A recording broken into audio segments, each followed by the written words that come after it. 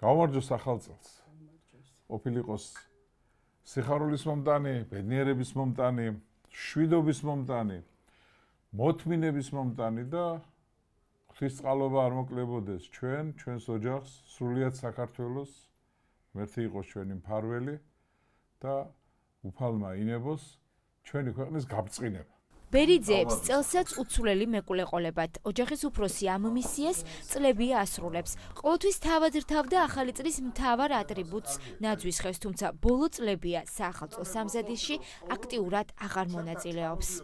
წესად მაქვს, რომ აუცილებლად ახალ წელს უნდა შევხვდე სახლში. მე გავდივარ და როდესაც შემოვდივარ სახლში, უკვე ვარ მეკვლე.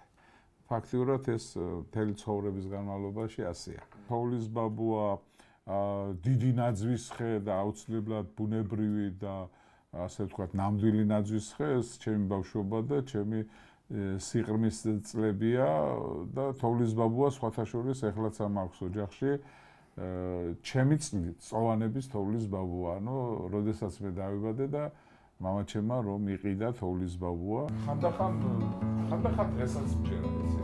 თოვლის ბაბუის ზოგჯერ დღემდე სჯერა, ოჯახის წევრებისთვის კი ამ მისიას თავად ითავსებს.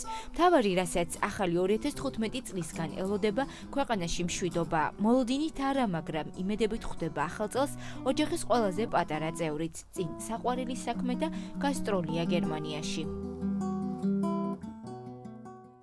ხალხს დავინახე როგორ მიდევდა საჯიკას და პირდაპირ მივხვდი რომ არასდროს თოვლის ბაბუ ლოგიკა და ბებო და ბაბუ არის ჩემი თოვლის ბაბუ, ყველაფერს ჩოქრიან ისინი.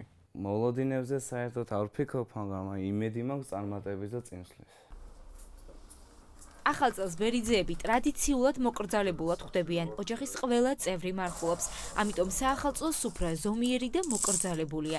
აქ ახალ წელს ძველი სტილით ზეიმობენ, განსაკუთრებული სიხარულით კი შობას აღნიშნავენ. შობა არის ჩვენთვის ძირითადი დღესასწაული. შემდეგ 14-ში ვიხსნილებთ, ძირითადად ავთანდიც უყვარს ტრადიციული კერძები და საერთოდ ტრადიცია ოჯახში. დაკავებული არის, მაგრამ ცდილობს ყოველთვის იყოს ამ დროს სახლში. რეგიონის პირველი კანონმდებლისთვის 2014 წელი იყო რთული, შრომატევადი და ნაყოფიერი.